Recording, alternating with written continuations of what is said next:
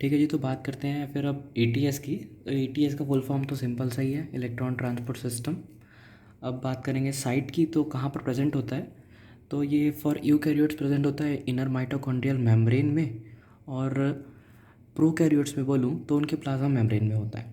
ठीक है, अब ईटीएस में होता क्या है ना कि ये एसोसिएट होता है with the release of energy जो कि स्टोर्ड होती है NADH2 और FADH2 में, जो कि सिंथेसाइज होते हैं through out that glycolysis process और क्रैब साइकिल, लिंकर्स रिएक्शन।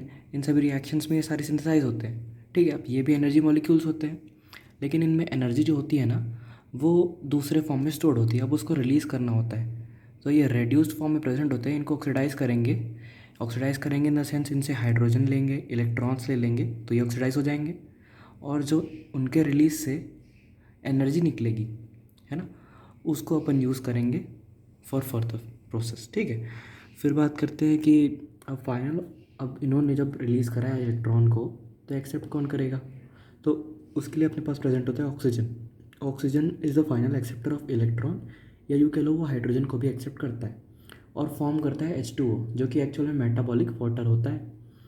फिर अपन देखेंगे कि कैरियर्स ऑफ इलेक्ट्रॉन। ठीक है, बेसिक स्टेप्स है, फिर बाद में आते हैं कि कहाँ पर से करेंगे। ऊपर ऊपर को थोड़ा देख लेते हैं पहले। कैरियर्स होते हैं इलेक्ट्रॉन के, फ्लैविन्स, FMN बोल लो।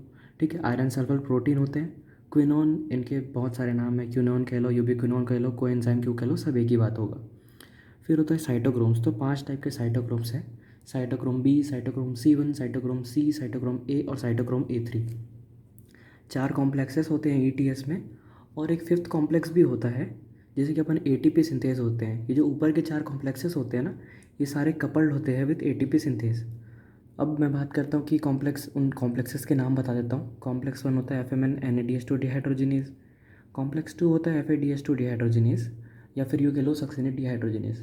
थोड़ा नाम सुना सुना टाइप से लग रहा होगा आप लोगों को। ये ना अपन ने एक्चुअल में पढ़ा था क्रेब्स साइकिल में। जो क्रेब्स साइकिल के सारे एंजाइम्स प्रेजेंट होते हैं मैट्रिक्स में, but there is one enzyme, है ना, जो कि प्रेजेंट नहीं होता। वो प्रेजेंट होता है इनर माइटोकॉन्ड्रियल मेम्ब्रेन में। अब वही है FADH2 डिहाइड्रोजिनेज, जिसे कि अपन सक्सिनेट डिहाइड्रोजिनेज कहते हैं। कौन सा स्टेप है वो भी याद दिला देता हूँ। सक्सिनेट से फ्यूमरेट बनाना होता है, वही उसी स्टेप में लगता है सक्सिनेट डिहाइड्रोजिनेज। फिर आता है अपन कॉम्प्लेक्स 3 पे। कॉम्प्लेक्स 3 का नाम होता है साइटोक्रोम B, है ना, और साइटोक्रोम C1। फिर होता है कॉम्प्लेक्स 4, साइटोक्रोम C ऑक्सीडेज कहते हैं इसको। ठीक है, अब इस पे होता है साइटोक्रोम A1, साइटोक्रोम A3 और 2 कॉपर सेंटर्स होते हैं।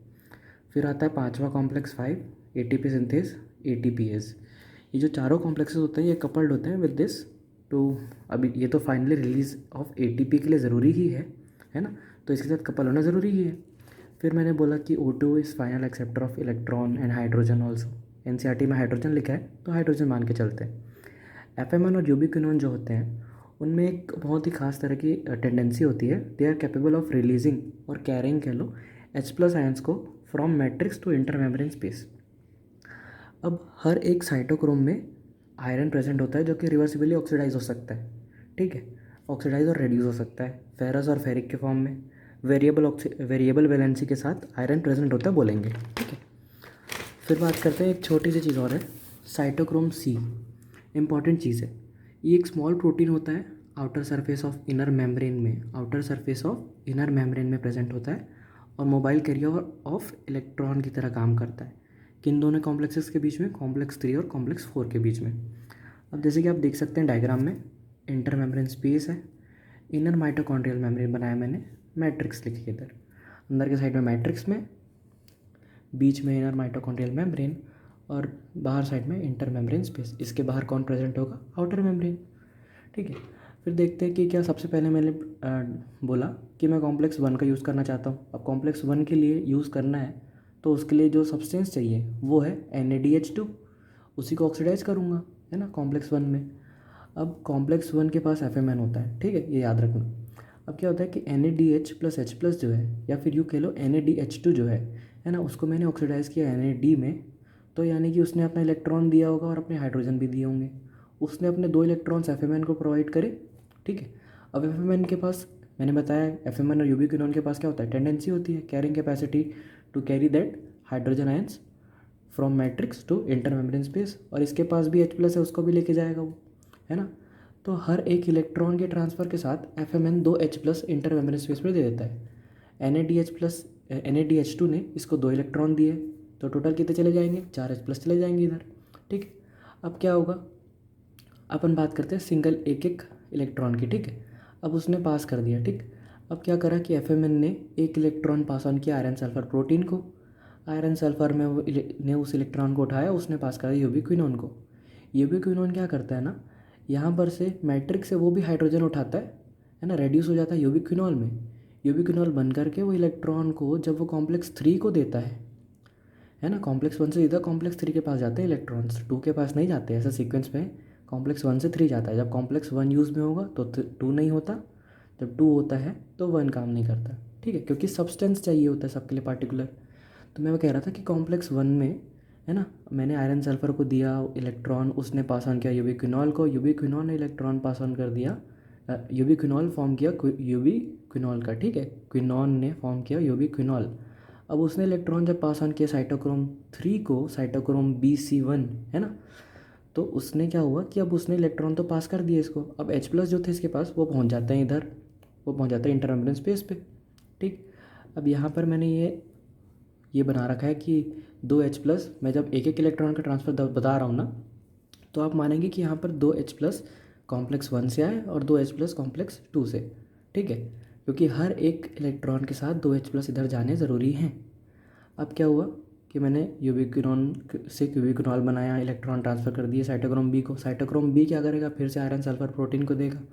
अब वो साइटोक्रोम C को देगा, साइटोक्रोम C1 को देगा, iron sulphur protein cytochrome C1 को देगा। साइटोक्रोम C1 से साइटोक्रोम C के पास जाएगा। ये मैंने बताया कि स्मॉल प्रोटीन है, outer surface of inner mitochondrial membrane present होता है ना।